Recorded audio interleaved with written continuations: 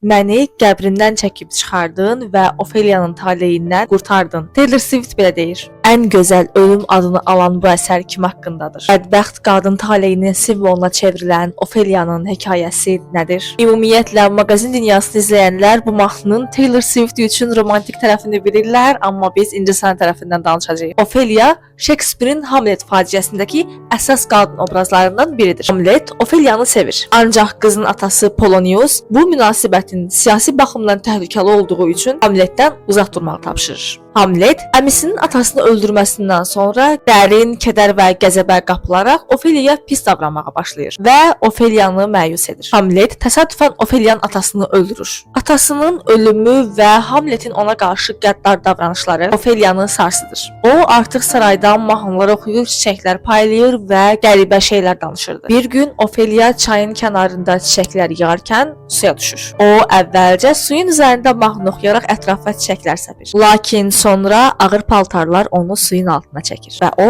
boğularaq ölür. Bu ölüm bəzən intihar, bəzən də təsadüfi qəza kimi şərh olunur. Lakin hər iki halda Ofeliyanın ölümü onun tənhalığının, dəstək görməməsinin və emosional çöküşünün simvoludur. Bəs John Everett Millais məşhur Ofeliya əsəri orijinal hekayəsi kimi bədbəxtliklə nəticələndi. Bu da olur növbəti videonun mövzusu. Öz fikirlərinizi rəylərdə bildirməyi unutmayın. Hələlik.